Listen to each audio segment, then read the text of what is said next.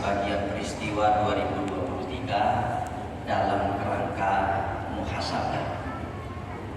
Bapak sekalian, saya tadi mengawali ceramah ini atau mengawali agenda kita kali ini dengan sebuah ayat yang ada di surat Al-Hasyr, ayat yang ke-18, di mana di situ Allah Subhanahu wa taala berfirman, "Ya ayyuhalladzina amanu ittaqullaha wal tanzur nafsun ma qaddamat lighad wattaqullaha innallaha khabirun bima ta'malun." Ayat ini saya beberapa kali mungkin telah menyampaikan dan mungkin kita semua juga sudah tahu, ini ayat yang istimewa, ayat yang spesial, konteks yang terkait dengan susunan katanya, ya, susunan kalimat-kalimatnya. Jadi diawali dengan ya ayyuhalladzina amanu, kemudian dilanjutkan dengan ittaqullah, kemudian setelah itu ada perintah, dan perintah itu ditutup kembali dengan wattaqullah. Mungkin sebagai sebuah sedikit pengetahuan buat kita, dari 6.236 ayat yang ada di dalam Al-Quran, maka ayat yang diawali dengan ya ayyuhalladzina amanu itu hanya 89 ayat. Jadi mungkin kita semua sudah tahu, tapi saya kira saya perlu merefresh kembali pengetahuan kita tentang Al-Quran, bahwa dari 6.236 ayat yang ada di dalam Al-Quran, itu ayat yang diawali dengan ya ayyuhalladzina amanu itu cuma 89 ayat. Dan ayat yang diawali dengan ya ayyuhalladzina amanu kemudian dilanjutkan dengan ittaqullah itu cuma 7 ayat, ya, yang masing-masing di surat Al-Baqarah ayat yang ke-278, kemudian yang kedua di surat Ali Imran, ya, yang Al-Baqarah ayat yang ke-278 itu ayat tentang riba, ya. Kemudian yang kedua di surat Ali Imran ayat yang ke-102, yang ini mungkin sangat populer buat kita karena sering dibaca oleh khatib-khatib dan penceramah, khususnya ketika khutbah, yaitu ayat tentang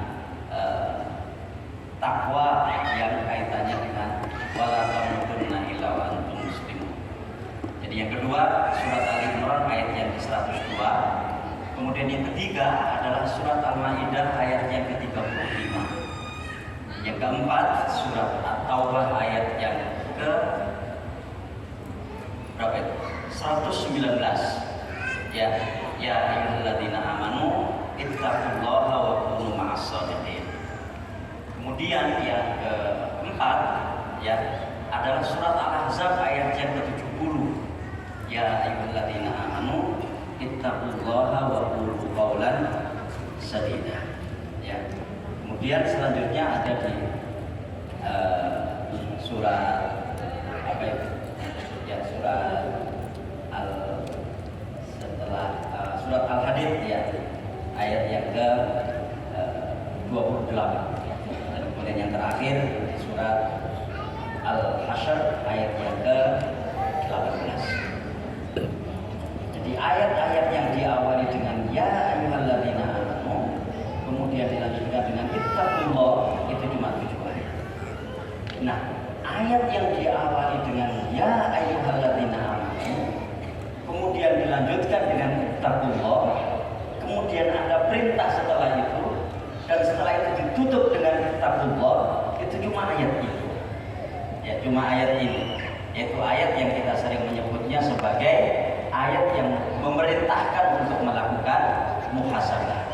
Ya ayyuhalladzina amanu ittaqullaha wal tanzur nafsun ma qaddamat lighad wattaqullah. Wahai orang-orang yang beriman, bertakwalah kalian kepada Allah dan hendaklah setiap jiwa melihat apa yang telah diperbuatnya untuk hari esok. Wattaqullah, dan bertakwalah kepada Allah. Jadi wal tanzur nafsun ma qaddamat lighad, kita lihat di situ itu diapit dengan dua ittaqullah. Ya, diapit dengan dua ittaqullah. Yang pertama adalah ittaqullah, kemudian wal tanzur nafsun ma qaddamat lighad, dan wattaqullah. Bertakwalah kalian kepada Allah dan hendaklah kalian melihat apa yang telah diperbuat, dan hendaklah setiap jiwa melihat apa yang telah diperbuatnya untuk bekal hari esok atau hari akhirat. Wattaqullah, dan bertakwalah kepada Allah. Jadi dua ittaqullah, ya. Jadi dua ittaqullah itu mengambil perintah wal tandur nafsun ma qaddamat lighad. Kalau saya membaca tafsir gitu ya, maka sebetulnya tidak ada yang tidak ada yang istimewa di dalam bab penjelasannya. Memang ini menjadi sesuatu yang sangat urgen masalah muhasabah itu, sehingga diapit dengan dua ittaqullah. Tapi kata Imam Al-Qurtubi ya di dalam tafsirnya, ya itu beliau mengatakan begini. Jadi kenapa ada dua perintah takwa di situ? Wakila, dan dikatakan at-taqwal ula, takwa yang pertama atau perintah takwa yang pertama itu adalah at-taubatu fima madha minadh dhunub. Bertaubat atas ya dosa-dosa yang telah lalu. Jadi makna perintah takwa yang pertama adalah bertaubat atas dosa-dosa yang telah lalu. Wasaniyatu, dan perintah takwa yang kedua adalah ittiqaul ma'asi fil mustaqbal. Ya, berhati-hati terhadap perbuatan maksiat di masa-masa yang akan datang. Ya, saya kira tafsir ini cukup menarik untuk menjelaskan kenapa ada dua ittaqullah di situ. Ya, kenapa ada dua ittaqullah di situ? Seolah-olah, itu sekalian, seolah-olah ingin memberikan kita penjelasan bahwa inilah cara yang paling tepat orang itu melakukan muhasabah. Ya, inilah cara yang paling tepat orang itu melakukan muhasabah, yaitu wattaqullaha wal tanzur nafsun ma qaddamat lighad wattaqullah. Nah, apa yang tepat dalam muhasabah di situ? Yang pertama adalah ya bertaubat atas dosa-dosa yang dilakukan pada masa yang lalu, ya kan? Dan kemudian yang kedua, berhati-hati terhadap perbuatan-perbuatan maksiat di masa-masa yang akan datang untuk tidak mengulanginya kembali. Saya kira kalau kita lihat kerangka muhasabah itu di sini, ya, kerangka muhasabah itu di sini. Bertaubat atas apa yang dilakukan, dosa-dosa yang dilakukan pada masa lalu, dan berhati-hati untuk tidak melakukan perbuatan-perbuatan maksiat di masa-masa yang akan datang. Kalau orang itu memiliki kerangka muhasabah seperti ini, terus sekalian, maka sebetulnya inilah orang-orang yang betul-betul beriman. Dan karena itu, ya, ayat tadi diawali dengan ya ayyuhalladzina amanu. Karena memiliki kerangka muhasabah seperti tadi itu tidak gampang. Ya, memiliki kerangka muhasabah seperti tadi itu tidak gampang. Karena itu Allah Subhanahu wa taala perlu memanggil orang-orang yang beriman. Dan sebagaimana kita ketahui, ini bukan panggilan profesi, ini juga bukan panggilan jenis kelamin, ini juga bukan panggilan yang terkait dengan status sosial, tapi ini adalah panggilan ideologis, panggilan keyakinan, panggilan keimanan.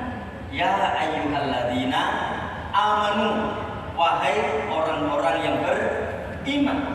Allah nggak menyebutkan tentang laki-lakinya atau perempuannya atau status sosialnya atau pekerjaannya, tapi yang dipanggil adalah ideologinya, yang dipanggil adalah keyakinannya, yang dipanggil adalah akidahnya. Karena hanya akidah dan keyakinan seperti ini sajalah orang itu akan bisa melakukan muhasabah dan evaluasi diri dengan kerangka muhasabah yang tadi itu.